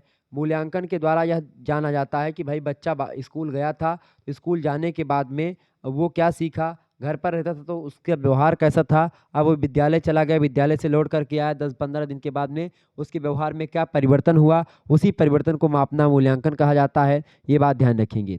ठीक है, तो उन सब विभिन्न मानदंडों के आधार पर विभिन्न प्रविधियों के द्वारा निरंतर जांच पड़ताल करना, मापन करना, व्याख्या करना, यही सब मापन के अंतर मतलब मूल्यांकन के अंतर्गत होता है। मूल्यांकन एक समावेशित धारणा होती है जो कि इच्छित परिणामों के गुण यानी क्वालिटी, महत्व यानी इंपॉर्टेंस एवं प्रभावशीलता यानी इम्पैक्ट, इसका निर्माण करने के लिए समस्त प्रकार के प्रयासों एवं साधनों की ओर संकेत करता है। यह वस्तुगत प्रमाण तथा आत्मगत परीक्षण का मिश्रण होता है। तो इस तरीके से ये वस्तुगत प्रमाण और आपका आत्मगत निरीक्षण दोनों का मिश्रण होता है मूल्यांकन। तो मूल्यांकन के द्वारा बच्चों की जो एक प्रकार से प्रोग्रेस है उसका पता लगाया जाता है बहुत ही बारीकी से। ठीक है, कि बच्चे ने क्या सीखा, क्या जाना, क्या परखा, क्या प्रोन्नति हुई बच्चे में, कितना टैलेंटेड हुआ, कैसा बच्चा था और अब कैसा हो गया। इस चीज़ को मापने के लिए मूल्यांकन का सहारा लेना पड़ता है, ये बात ध्यान रखेंगे। तो मूल्यांकन वही होता है। आगे देखिएगा, 12वां नंबर प्रश्न आपकी स्क्रीन पर आ चुका है। प्रश्न है मूल्यांकन गुणात्मक और मात्रात्मक मापन में क्या अंतर होता है। मापन दो प्रकार मैंने आपको बताया था, मात्रात्मक और गुणात्मक। गुणात्मक मतलब कि होता है आपका क्वालिटी वाला मापन और एक होता है क्वांटिटी वाला मापन। ठीक है, तो दोनों को समझते हैं। गुणात्मक मापन का आधार प्रायः मानदंड होते हैं, जो नॉर्म्स होते हैं वो होते हैं। मात्रात्मक मापन का आधार सदैव इकाई होती है, इकाई अंक होते हैं, जैसे कि 1 लीटर दूध, 2 लीटर दूध, ये सब मापा जाता है। ठीक है, अच्छा, गुणात्मक मापन में क्या होता है कि जो है इसमें होगा कि भाई इसका फैट 10 है, इसका दूध का फैट 20 है, ऐसे आप मान सकते हैं उसको गुणात्मक मापन में। या इसकी क्वालिटी कैसी है, तो ये सी इसकी 10 प्लस क्वालिटी है, ऐसे तो वो भी मापन होता है। गुणात्मक गुणात्मक मापन बेसिकली मूल्यांकन से रिलेटेड होते हैं, मूल्यांकन जैसे होते हैं। दूसरा अंतर ये, गुणात्मक मापन के मानदंड प्रायः सर्वमान्य नहीं होते हैं, इसको हमेशा माना नहीं जाता, जबकि मात्रात्मक मापन के जो इकाई अंक होते सर्वमान्य होते, चूंकि ये फैक्ट होते, तथ्य सही होता है इसका। तीसरी बात है, गुणात्मक मापन में शून्य की स्थिति नहीं होती है, जबकि मात्रात्मक मापन में का आधार शून्य से ही शुरू होता है। तो ये अंतर होते हैं गुणात्मक मापन और मात्रात्मक मापन में। चौथा अंतर यह है कि गुणात्मक मापन कभी भी अपने पूर्ण रूप में नहीं किया जा सकता, जबकि मात्रात्मक मापन उसके अपने पूर्ण रूप में किया जाता है। तो ये सब अंतर हो गया मापन, गुणात्मक मापन और मात्रात्मक मापन में। ध्यान रखेंगे, इंपॉर्टेंट परीक्षा में आ सकता है लघु उत्तरीय में। अगला क्वेश्चन तो बहुत ही ज़्यादा महत्वपूर्ण है, ये परीक्षा में हमेशा पूछा जाता रहा है। मापन और मूल्यांकन में क्या अंतर है, स्पष्ट करें। मापन और मूल्यांकन में क्या अंतर है ये देखते हैं। आकलन या मूल्यांकन बात एक ही है, तो आकलन के बारे में पूछेगा या मूल्यांकन के बारे में पूछेगा, बात एक ही है, ध्यान रखेंगे इस बात को, ठीक है। तो मापन और मूल्यांकन में क्या अंतर है, देखिए मापन में गणना का कार्य जो होता है अंकों के द्वारा होता है, जबकि मूल्यांकन का कार्य जो होता है गुणों का आकलन करना होता है, क्वालिटी को जांचना होता है, ठीक है। दूसरा अंतर ये है कि मापन में किसी विशेष गुण का ही मापन किया जाता है, जबकि मूल्यांकन जो होता है इसमें सभी गुणों का मापन किया जाता है। ये दो अंतर हो गए।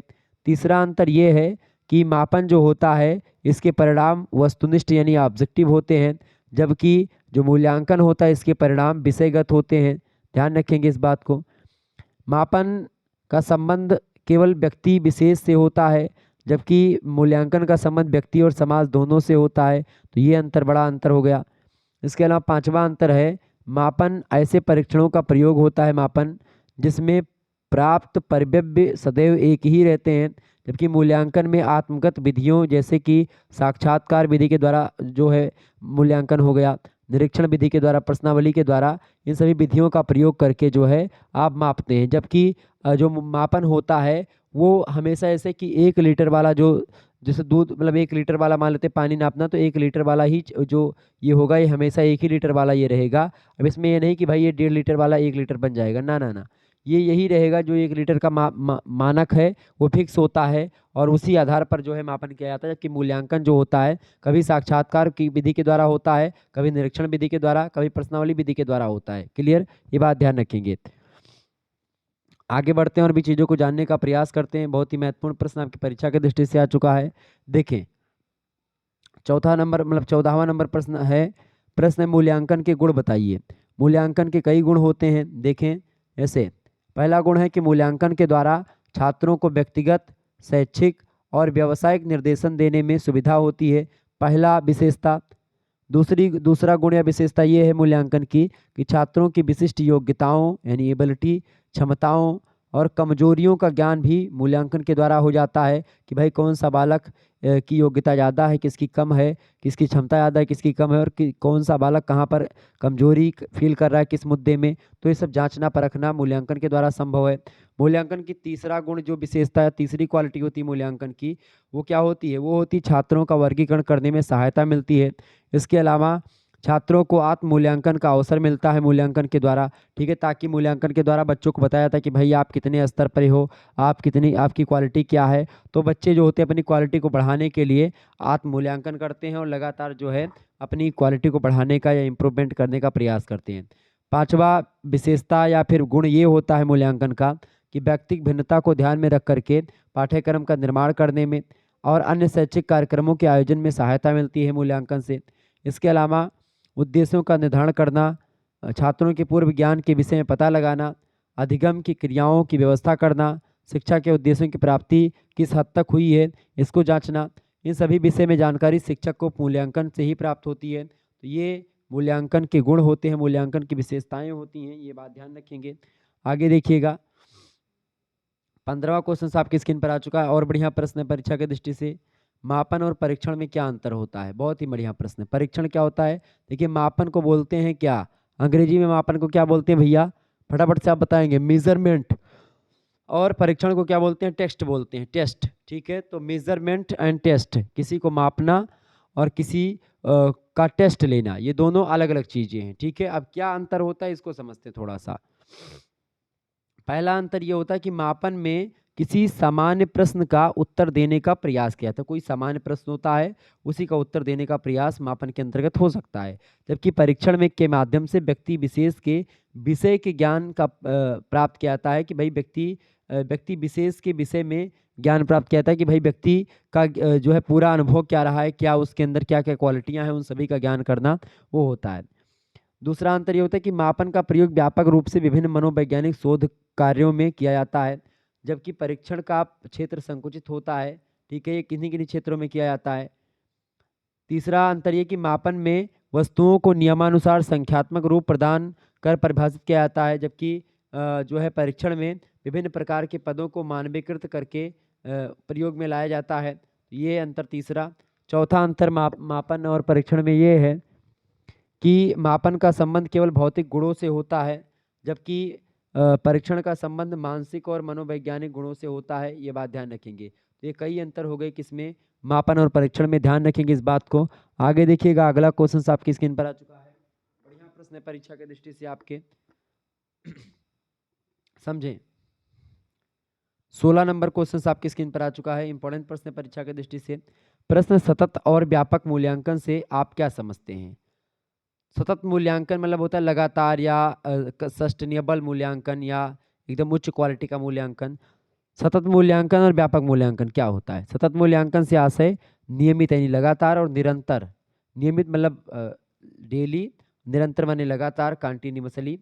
तो नियमित और निरंतर होने वाले मूल्यांकन से होता है सतत विकास के सतत मूल्यांकन का तात्पर्य। सतत शब्द का प्रयोग शिक्षण अधिगम की प्रक्रिया के संपूर्ण समन्वित आकलन के लिए किया जाता है। शिक्षा की प्रक्रिया विद्यार्थी के सभी क्षेत्रों को प्रभावित करती हुई निरंतर आगे बढ़ती रहती है, और यही सतत मूल्यांकन में भी होना चाहिए। तो सतत मूल्यांकन ये होता है। जबकि व्यक्तिगत या व्यापक मूल्यांकन की अगर बात करें तो व्यापक मूल्यांकन एक ऐसी प्रक्रिया के रूप में जाना जाता है जो विद्यार्थी के ज्ञानात्मक, भावात्मक और संज्ञानात्मक सभी पक्षों का संपूर्ण और व्यापक आकलन करती है। तो ये ज्ञानात्मक यानी कितना ज्ञान किसी बच्चे के पास है, और इसका इमोशन क्या है, और उसका संज्ञानात्मक चीज़ों यानी ज्ञानात्मक, संज्ञानात्मक और इमोशनल सभी पक्षों का संपूर्ण और व्यापक तरीके से आकलन करती है, उसको जानती है, परखती है, मापती है। तो ये होता है आपका कौन सा, व्यापक मूल्यांकन। जबकि सतत मूल्यांकन जो होता है वो क्या करता है? सतत मूल्यांकन जो होता है वो सीधे सीधे आपको बता दूं कि ये निरंतर और नियमित होने वाला मूल्यांकन होता है। ठीक है, ये किसी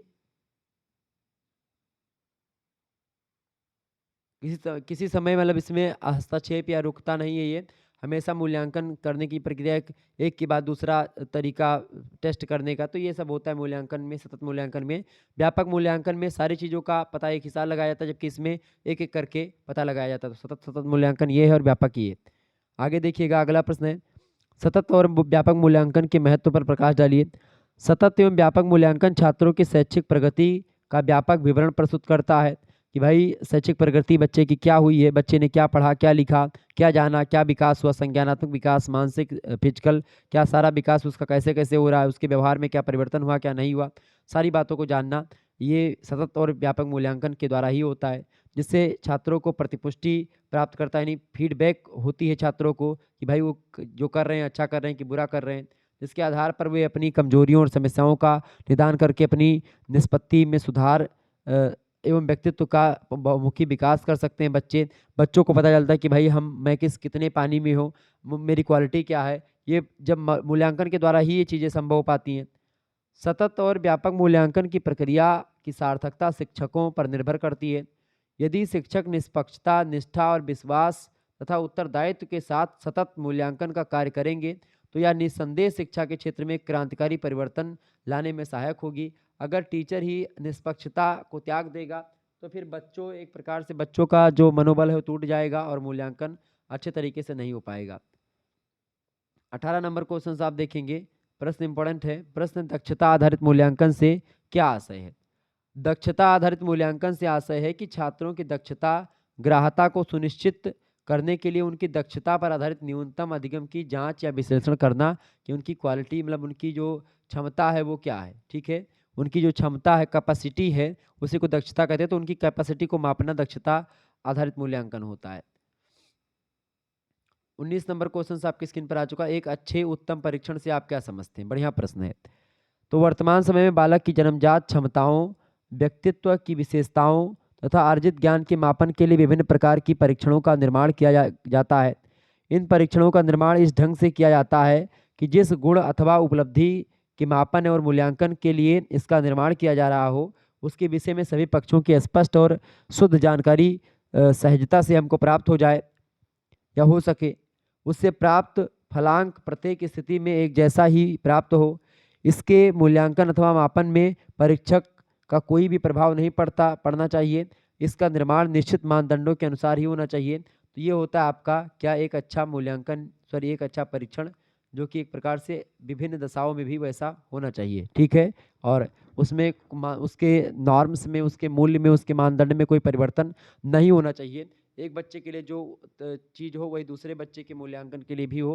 तो ये होता है आपका अच्छा मूल्यांकन या अच्छा परीक्षण। ठीक है, आगे देखेंगे 20वां क्वेश्चन आपके स्क्रीन पर आ चुका है। एक अच्छे उत्तम परीक्षण की विशेषताएं बताएं। तो एक आदर्श परीक्षण की विभिन्न विशेषताओं को निम्नलिखित 3 भागों में विभाजित किया जाता है। और 3 भाग कौन कौन से? पहला होता है उद्देश्यता, दूसरा होता है मितव्ययिता और तीसरा होता है आपका व्यापकता। उद्देश्यता क्या होती है एक अच्छे उत्तम परीक्षण की विशेषता में? देखिए, उत्तम परीक्षण या अच्छा परीक्षण जो होता है उसकी मुख्य विशेषता यह है कि उसके निश्चित उद्देश्य निर्धारित होते हैं पहले से, कि भाई किन उद्देश्यों को ध्यान में रख करके परीक्षा ली जा रही है। बिना उद्देश्य के लक्ष्य अथवा समस्या के परीक्षण का निर्माण ही नहीं किया जा सकता। सबसे पहली बात है, एक अच्छा परीक्षण करने के लिए, एक अच्छा टेस्ट लेने के लिए आप किस लिए टेस्ट ले रहे हैं इस बात का पहले से निर्धारण कर लें। परीक्षण ही उद्देश्य पूर्ति का एकमात्र साधन है और बिना उद्देश्य साधन की उपयोगिता व्यर्थ है। तो अगर उद्देश्य के बिना आप किसी साधन की कल्पना कर रहे हैं तो व्यर्थ माना जाता है। इसीलिए बिना उद्देश्य के परीक्षण लेना ये सार्थक नहीं है। तो इसीलिए सबसे पहला, एक अच्छा परीक्षण बनाने के लिए एक अच्छे परीक्षण की जो विशेषता होती है, पहली बात कि उसका उद्देश्य निर्धारित हो जाए। दूसरी बात मितव्ययिता, यानी कि उत्तम परीक्षण में मितव्ययिता का ज्ञान होना अति आवश्यक होता है। इसका कारण यह है कि आज के समय में हमें परीक्षणों का प्रशासन करना संभव नहीं है और परीक्षण मात्र धन के दृष्टिकोण से ही नहीं बल्कि समय और व्यक्ति के दृष्टिकोण से भी मितव्ययी होना चाहिए। ऐसे परीक्षण को आवश्यकता के अनुसार कभी भी प्रशासित किया जा सकता है और आज के कंप्यूटर युग में इस प्रकार का खर्चीला परीक्षण प्रयोग होना संभव नहीं है। तो इस तरीके से मितव्ययिता यानी कम खर्चीली शिक्षा प्रणाली हो, कम खर्चीली परीक्षा प्रणाली हो, जिसमें कम समय में कम खर्चे में निपट जाए और कम खर्चे में व्यक्ति को पता चल जाए कि भाई व्यक्ति जो बच्चा है उसके अंदर क्या टैलेंट है, उसको समझ लेना। ठीक है, तो ये होता है आपका एक अच्छा उत्तम परीक्षण। ठीक है, आगे देखिएगा व्यापकता, तीसरा होता है व्यापकता। उत्तम परीक्षण में व्यापकता का होना बहुत जरूरी होता है। इसके अनुसार जिस योग्यता के मापन के लिए परीक्षण का निर्माण किया गया है उसके समस्त पक्षों से संबंधित प्रश्न का परीक्षण पद निर्धारण किया जाए। ऐसा ना हो पाए कि पाठ्यक्रम का थोड़ा सा ही भाग प्रतिनिधित्व कर रहा हो और दूसरा ना कर रहा हो। तो परीक्षा में या किसी भी टेस्ट लेते समय आपको व्यापकता पर विशेष ध्यान देना होता है। सभी पक्षों से संबंधित प्रश्न पूछा जाए। अगर आपका सिलेबस 10 पाठ है, 10 के 10 पाठों से एक एक प्रश्न पूछा जाए तो ऐसे में क्या होता है कि बच्चा सारा सिलेबस पढ़ता है। लेकिन अगर ऐसा नहीं किया जाता तो आप अगर शुरुआत के 2-3 चैप्टर से ही दे देते हैं तो बच्चा केवल 2-3 चैप्टर ही पढ़ता है, सारे चैप्टर को नहीं पढ़ता। फिर आपका सिलेबस में बाकी जो 7-8 चैप्टर आपने लगाया वो व्यर्थ चला जाता है। तो इसीलिए कभी भी पर्चा बनाएं, कभी भी पेपर बनाया जाता है तो समस्त सिलेबस को ध्यान में रख करके बनाया जाता है। और इसीलिए जब भी मैं महासंग्राम वीडियो देता हूँ तो मैं समस्त सिलेबस को ध्यान में रख करके देता हूँ ताकि आपके संपूर्ण सिलेबस से चीज़ें दिखाई दें। ठीक है, ये बात ध्यान रखेंगे। आगे देखिएगा 21 नंबर क्वेश्चन आपके स्क्रीन पर आ चुका है, फटाफट से आप देखेंगे, इंपॉर्टेंट है। उपलब्धि या निष्पत्ति परीक्षण से क्या आशय है? उपलब्धि परीक्षण बहुत ही इंपॉर्टेंट प्रश्न है आपकी परीक्षा की दृष्टि से। देखिए, विद्यालय में विभिन्न प्रकार के विद्यार्थी शिक्षा प्राप्त करते हैं। वे एक निश्चित समय में विषम विषयों का अध्ययन करते हैं। विषम मतलब कई विषयों, विभिन्न मतलब कई विषयों का अध्ययन करते हैं। उसमें कौशल प्राप्त करते हैं, उन विषयों में स्किल प्राप्त करते हैं, उनमें जानकारी प्राप्त करते हैं। विद्यार्थी जो ज्ञान प्राप्त कर रहे होते हैं उनमें उनकी प्रगति कैसी है यह जानने के लिए उनका जो मापन या मूल्यांकन किया जाता है वह संप्राप्ति परीक्षण या निष्पत्ति परीक्षण या उपलब्धि परीक्षण होता है कि भाई बच्चा अगर हिंदी पढ़ रहा तो हिंदी उसने क्या सीखा हिंदी में, अगर वो फिजिक्स पढ़ रहा तो फिजिक्स में बच्चे ने क्या सीखा, केमिस्ट्री में क्या सीखा, संस्कृत में क्या जाना बच्चा, अंग्रेजी में क्या उसने पढ़ा। तो उपलब्धि परीक्षण मतलब होता है क्या उसने क्या उपलब्ध किया, क्या मतलब क्या उस जो प्राप्त करना चाहता था जो उसने प्राप्त किया। तो अभी तक बच्चे ने क्या प्राप्त किया, इसके लिए जो मापन और मूल्यांकन किया जाता है वही उपलब्धि परीक्षण होता है। कुछ विद्वानों के द्वारा इसको इस प्रकार से परिभाषित किया गया, जैसे कि गैरीसन और अन्य कहते हैं कि उपलब्धि परीक्षण बालक की वर्तमान योग्यता या किसी विशिष्ट विषय के क्षेत्र में उसके ज्ञान की सीमा का मापन करती है। बड़ी ज़बरदस्त परिभाषा है। और सीधी सी बात है कि भाई आप अगर हिंदी पढ़ रहे हो तो हिंदी में आपने क्या सीखा क्या जाना, इसका परीक्षण लेना ही उपलब्धि परीक्षण होता है। ठीक है। प्रेसी, रॉबिन्स और होरोक इन तीनों ने मिलकर के एक परिभाषा दी, कहा कि परीक्षण का निर्माण मुख्य रूप से छात्रों के सीखने के स्वरूप और सीमा का मापन करने के लिए किया जाता है कि भाई अब छात्रों ने क्या सीखा, उसका स्वरूप क्या है और उसकी कहाँ तक सीखा। ठीक है। तो ये होता है उपलब्धि परीक्षण। उपलब्धि परीक्षण की कुछ परिभाषाएं लिखिए। देखिए, फ्रीमैन महोदय कहते हैं कि शैक्षिक उपलब्धि परीक्षण वह परीक्षण है जो किसी विशेष अथवा पाठ्यक्रम के विभिन्न विषयों में व्यक्ति के ज्ञान, समझ और कुशलता यानी स्किल और उसकी जो अंडरस्टैंडिंग पावर है, उसकी जो नॉलेज है, उसमें उसका मापन करते कि बच्चा ने उस विभिन्न विषय मतलब कई विषय जो पढ़ रहा था उन सभी विषयों में बच्चे का नॉलेज कितना है, बच्चे का एक प्रकार से अंडरस्टैंडिंग पावर उस विषय में कैसी है और उस वो बच्चा उस विषय को पढ़ने में कितना स्किलफुल है, ठीक, कितनी कुशलता उसको होती है। ठीक है। तो ये सारी चीज़ों का मापन करना उपलब्धि परीक्षण होता है। क्या सीखा, क्या जाना, क्या परखा, उपलब्धि परीक्षण यही जानता है। ठीक है। सुपर महोदय के अनुसार अगर देखें तो कहते हैं कि एक ज्ञानार्जन परीक्षण यह जानने के लिए प्रयुक्त किया जाता है कि व्यक्ति ने क्या और कितना सीखा और वह कोई कार्य कितनी अच्छी प्रकार से कर सकता है, जो उसने सीखा क्या उसको अच्छे तरीके से प्रकट कर सकता है। यानी मान लेते हैं कि आपने क्या सीखा, आपने जैसे कि सीखा मोबाइल फ़ोन चलाना। मोबाइल फ़ोन चलाना आपने कितना अच्छा सीखा, ये जानने के लिए उपलब्धि परीक्षण करवाया जाता है। ठीक है। तो आप किसी चीज़ को करने आप जान गए, किसी चीज़ को करना, जैसे मान लेते हैं आप जो है क्या करना जान गए, कोई काम करना आप जान गए, जैसे आप लिखना जान गए तो आपने कितना अच्छा लिखना आप जान गए, क्या जान गए लिखना, क्या चीज़ें आप लिख सकते हैं, अंग्रेजी लिखना जान गए, हिंदी लिखना जान गए, इसी को जानना बुद्धि मतलब उपलब्धि परीक्षण होता है। थॉर्नडाइक और हेगन महोदय कहते हैं कि जब हम उपलब्धि परीक्षण का प्रयोग करते हैं तब हम इस बात का निश्चय करना चाहते हैं कि एक विशिष्ट प्रकार की शिक्षा प्राप्त कर लेने के उपरांत व्यक्ति ने क्या सीखा है। ठीक है। तो बस इसी को जांचना उपलब्धि परीक्षण होता है। उपलब्धि परीक्षण निष्पत्ति परीक्षण के क्या उद्देश्य होते हैं, तो कुछ विद्वानों ने उपलब्धि परीक्षण के कई उद्देश्य बताए हैं। जैसे कुप्पू स्वामी कहते हैं कि विद्यालयों के ज्ञान के विभिन्न क्षेत्र में दिए गए प्रशिक्षण के परिणामों का मूल्यांकन करना ही उपलब्धि परीक्षण होता है। स्त्रोज कहते हैं कि विद्यार्थियों की संप्राप्ति के समान स्तर को निर्धारित करना ये उद्देश्य होता है उपलब्धि परीक्षण का। बालक की पढ़ने लिखने में तथा विभिन्न कुशलताओं में गति श्रेष्ठता निश्चित करना ये उद्देश्य होता है। तो इस तरीके से ये उद्देश्य होता है उपलब्धि परीक्षण का। कुप्पू स्वामी क्या कहते हैं कि विद्यालयों के ज्ञान के विभिन्न क्षेत्र में दिए गए प्रशिक्षण के परिणामों का मूल्यांकन करना उद्देश्य होता है। ठीक है। स्त्रोत कहते हैं कि विद्यार्थियों की संप्राप्ति के समान स्तर को निर्धारित करना ये उद्देश्य होता है। बालक की पढ़ने लिखने में तथा विभिन्न कुशलताओं में गति और श्रेष्ठता कैसी रही उसको निश्चित करना ये उद्देश्य रहता है उपलब्धि परीक्षण का। तो ये कई उद्देश्य हैं।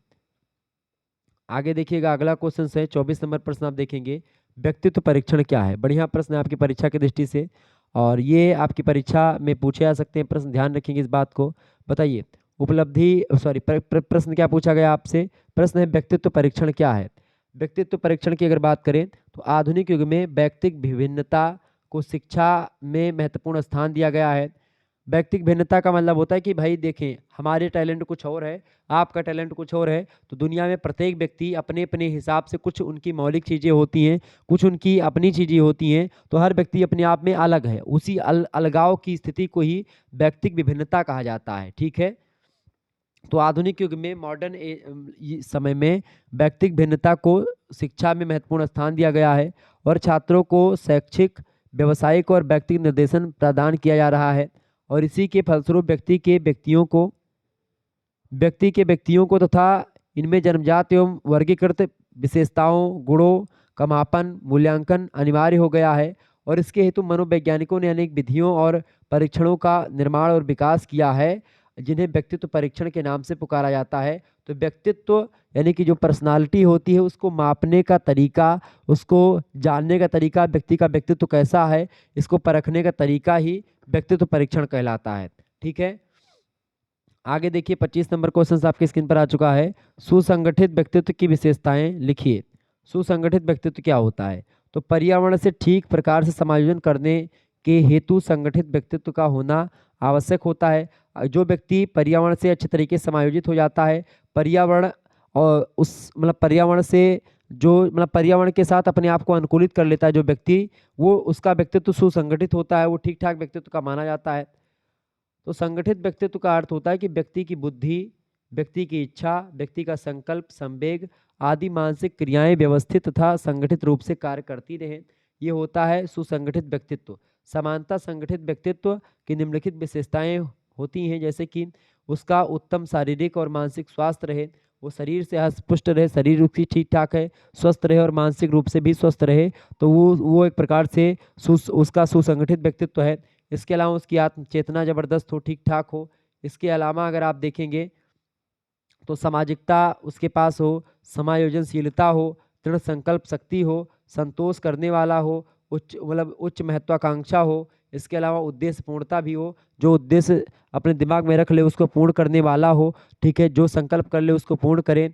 ठीक है, पर्यावरण के साथ समायोजित कर ले, किसी भी सिचुएशन में रहने को तैयार हो जाए।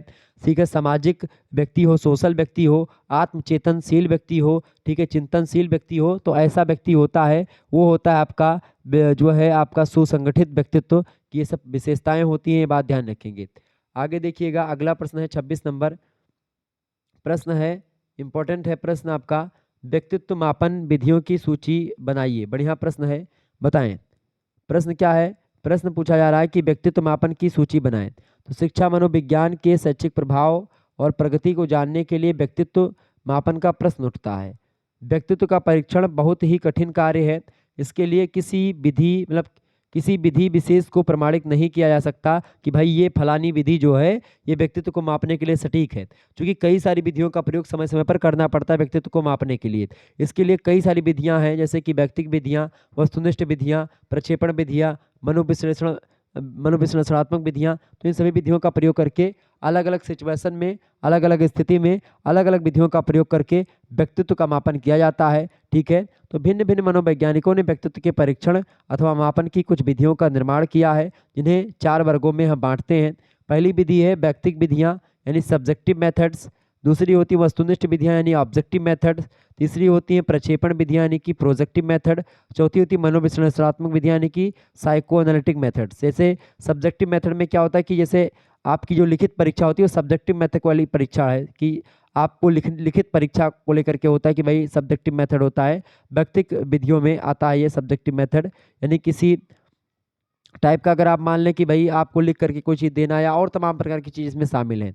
एक मैं उदाहरण के रूप में ऑब्जेक्टिव विधियों में, जैसे कि एक ऐसी विधि जिसमें एकदम फैक्ट टू फैक्ट बात होती है, यानी कि जैसे ऑब्जेक्टिव परीक्षाएं होती है कि भाई एक ऑप्शन सही है तो ऑब्जेक्टिव विधि हो गई वो। सब्जेक्टिव विधि में क्या होता है कि उसमें क्या सही क्या गलत उसमें पता नहीं चलता कि सही क्या है गलत क्या है, कुछ सही ज़्यादा होता है, कुछ कम सही होता है, बहुत सही होता है। ठीक है, तो इस तरीके से उसमें प्लस जैसे 1 नंबर मिल गया, 2 नंबर मिल गया, 3 नंबर मिल गया। लेकिन अगर ऑब्जेक्टिव मेथड की बात करेंगे तो या तो सही या तो गलत होगा, जबकि सब्जेक्टिव मेथड में या तो गलत सही नहीं होता है, उसमें सही और सही और सही इस प्रकार से ग्रेडिंग होती है। ठीक है, प्रक्षेपण विधि मतलब होता है प्रोजेक्टिव मेथड। प्रोजेक्टिव मेथड आप सभी लोग जानते होंगे, तो प्रोजेक्ट के माध्यम से आप जो है जांचना परखना। इस तरीके से साइको एनालिटिक मेथड तो आप जानते हैं कि जैसे साइकोलॉजिकल तरीके से या मनोवैज्ञानिक तरीके से लोगों के चीज़ों को मापना, उसके व्यक्तित्व को भांप लेना कि भाई व्यक्ति का मानसिक चीज़ कैसी है, और उसके वाणी से उसके बातचीत से पता लगा लेना, उसको साक्षात्कार विधि करके उसके आमने सामने बैठ करके, बहुत जो आजकल इंटरव्यू वगैरह होते हैं तो इंटरव्यू में ये विधि का प्रयोग होता है, मनोविश्लेषण विधि। इसमें तो पूछा तो जाता ही है, इसके अलावा पूछा जाता है उसमें साथ ही साथ आपकी जो बताने की शैली उस पर भी ध्यान दिया जाता है कि आप किस तरीके से बता रहे हो, तो वो मनोवैज्ञानिकता वहाँ पर मनोविश्लेषण विधियाँ काम करती हैं। आगे देखिएगा 27 नंबर क्वेश्चन से, परीक्षण की आवश्यकता पर संक्षिप्त टिप्पणी लिखिए। बहुत ही महत्वपूर्ण प्रश्न है। परीक्षण की आवश्यकता जो है वो जन्म आवश्यकता का जन्म व्यक्तित्व भिन्नताओं के उद्गम के फलता हुआ है। चूंकि अलग अलग व्यक्ति की का टैलेंट अलग अलग है। अब ऐसी स्थिति में क्या होता है कि भाई ये नापना कि कौन सा व्यक्ति ठीक ठाक मतलब कौन सा व्यक्ति का ग्रेड क्या है, व्यक्ति कितना टैलेंटेड है, तो इसे मापना स्वाभाविक सी बात है। चूंकि अलग अलग व्यक्तित्व के लोग हैं, अगर एक जैसी बुद्धि होती सभी व्यक्तियों की तो मापन या परीक्षण ऐसी कोई व्यवस्था ही नहीं होती। ठीक है, सभी बच्चे अगर समान मात्रा में पढ़ते तो फिर टेस्ट लेने की क्या जरूरत थी, वैसे पता चल जाता कि भाई कौन सा व्यक्ति कितना पढ़ रहा, मतलब सभी को पता है कि भाई सभी व्यक्ति पढ़ने में ठीक ठाक हैं, तो फिर टेस्ट लेने की क्या जरूरत है। टेस्ट इसीलिए ले आता ताकि ये पता चले कि भाई कौन सा व्यक्ति ज़्यादा पढ़ने में तेज है, कौन सा व्यक्ति कम पढ़ने में तेज है। तो 19वीं शताब्दी के प्रारंभ में प्रवृत्ति का अध्ययन करने वाले गाल्टन और कैटिल जैसे मनोवैज्ञानिकों की रुचि व्यक्तिगत भिन्नताओं के स्वरूप, उत्पत्ति और समस्याओं के अध्ययन की ओर प्रवृत्त हुई। तभी से परीक्षणों की आवश्यकता महसूस की जाने लगी। जीवन के सभी पहलुओं में भिन्नताओं के दर्शन होने लगे। छात्रों, व्यक्तियों के मानसिक स्तर, क्षमताओं, गुणों, योग्यताओं, रुचियों, अभिरुचियों, उपलब्धियों सभी में आप देखें किसी का मानसिक स्तर ऊंचा है, किसी का कम है, किसी की क्षमता ज़्यादा है, किसी की कम है, किसी की बहुत कम है, किसी के गुण में परिवर्तन, किसी की योग्यता अलग अलग होती, सभी की रुचियां अलग अलग होती हैं। किसी को राजमा पसंद है, किसी को छोला, किसी को छेना पसंद है, किसी को रसमलाई, किसी को लौंग लता पसंद है, किसी को पान खाना पसंद है, किसी को सिगरेट पीना पसंद है, किसी को चाय पीना पसंद है। तो अपनी अपनी रुचियाँ होती हैं, अपनी अपनी अभिरुचियाँ होती हैं, उपलब्धियाँ अपनी अपनी होती। तो इन सभी तमाम प्रकार के लोगों में अलग अलग चीज़ें दिखाई पड़ती, तो इन सभी विषमताएं देखने को मिलती हैं। और इन सभी विषमताओं को जांचने परखने का काम जो है परीक्षण के द्वारा होता है। तो इस समय मनोवैज्ञानिकों को एक ऐसे यंत्र या उपकरण की आवश्यकता प्रतीत होने लगी कि व्यक्तिगत भिन्नताओं के प्रत्येक पहलू का अध्ययन करते हुए समायोजन बनाने का प्रयास करें। अतः सर्वप्रथम अन्वेषण शुरू हुए, खोज शुरू हुए और फिर प्रयोग कार्य संपन्न हुए और फिर धीरे धीरे यानी कि सने सने परीक्षणों को प्रयुक्त करना आरंभ किया गया और इस तरीके से परीक्षण का विकास हुआ और परीक्षण की आवश्यकता इस तरीके से हमको महसूस होने लगी। ठीक है, परीक्षण है क्या? मोटे तौर पर एक परीक्षण जो होता है व्यक्ति के व्यवहारिक अध्ययन का वह साधन होता है जो उसके प्रति कोई निर्णय लेने तथा उसे समझने में सहायता प्रदान करता है कि व्यक्ति कैसा है। व्यक्ति के प्रति अगर निर्णय हमको लेना तो कैसे निर्णय लें, तो इसके लिए परीक्षण की आवश्यकता पड़ती है। परीक्षण के द्वारा व्यक्ति की विभिन्न योग्यताओं का मापन करते हैं कि भाई व्यक्ति कितना योग्य है, कितना कुशल है, तथा उसके चरित्र का और व्यक्तित्व का भी अध्ययन करते हैं कि उसका चरित्र कैसा है, उसकी पर्सनालिटी, उसका कैरेक्टर कैसा है, ये सब भी मापा जाता है परीक्षण के द्वारा। एक परीक्षण जो होता है वस्तुनिष्ठ और प्रमापीकृत उपकरण या साधन है जिसके द्वारा व्यक्ति के व्यवहार से संबंधित योग्यताओं, व्यक्ति की क्षमताओं, व्यक्ति की रुचियां, व्यक्ति की उपलब्धियां, व्यक्तित्व के शील गुण, विशेषताओं जैसे तमाम प्रकार के मनोवैज्ञानिक पहलुओं का परिमाणात्मक और गुणात्मक यानी उसकी क्वांटिटी और क्वालिटी दोनों का अध्ययन जो है किया जाता है परीक्षण के द्वारा। दोनों पता लगाई जाती है व्यक्ति की क्वालिटी क्या है, व्यक्ति की क्वांटिटी क्या है। परीक्षण व्यक्ति को समझने और समूह में उसकी तुलना करने में पर्याप्त सहायता करता है कि भाई अगर समूह कोई है, उस समूह में आपको जानना है कि भाई अमित का व्यवहार कैसा है, तो आप अमित का परीक्षण लेंगे तभी जान पाएंगे कि अमित का व्यवहार कैसा है। या सुरेश का व्यवहार कैसा है, सुरेश की तुलना अमित से करें तो आप तभी कर पाएंगे जब सुरेश और अमित के बारे में विधिवत जानकारी प्राप्त करेंगे। सुरेश और अमित का परीक्षण करेंगे, उसके बाद में अमित की क्वालिटी को लिखेंगे, सुरेश की क्वालिटी को लिखेंगे, अमित की विशेषताओं को लिखेंगे, सुरेश की विशेषताओं को लिखेंगे और दोनों में तुलना तभी कर पाएंगे जब आप परीक्षण के द्वारा परीक्षण किए होंगे दोनों का। ठीक है, तो ये होता है परीक्षण का तात्पर्य। परीक्षण की परिभाषा दीजिए, इंपॉर्टेंट प्रश्न है परीक्षण को लेकर के, ध्यान रखेंगे। परीक्षण की परिभाषा की अगर बात की जाए तो परीक्षण की निम्नलिखित परिभाषा है, इसके अर्थ को स्पष्ट करने में सहायक होती हैं परिभाषाएं। मनोवैज्ञानिक की शब्दावली में अगर देखें तो परीक्षण जो होता है मानवीकृत एवं नियंत्रित स्थितियों का वह विन्यास है जो व्यक्ति की अनुक्रिया प्राप्त करने हेतु उसके सम्मुख पेश किया जाता है, जिससे वह पर्यावरण की मांगों के अनुकूल प्रतिनिधित्व व्यवहार का चयन कर सके। तो ये सब होती हैं जो है परीक्षण और मापन में क्या अंतर होता है, इसको तो मैंने आपको शुरुआत में ही बता दिया था, लेकिन फिर भी इसको समझ लें कि परीक्षण और मापन में क्या अंतर होता है। देखिए, परीक्षण और मापन यानी कि टेस्ट और मेजरमेंट। परीक्षण का क्षेत्र जो होता है संकुचित होता है, सीमित होता है, छोटा होता है, जबकि मापन का प्रयोग व्यापक रूप से विभिन्न शोधों में किया जाता है। पहला अंतर। दूसरा अंतर, परीक्षण जो होता है अधिक से अधिक मानसिक और मनोवैज्ञानिक गुणों योग्यताओं से रिलेटेड होता है परीक्षण, जबकि मापन के अंतर्गत प्रायः भौतिक गुणों का ही अध्ययन किया जाता है। ये बात है, तो दोनों में अंतर हो गया विशेष करके।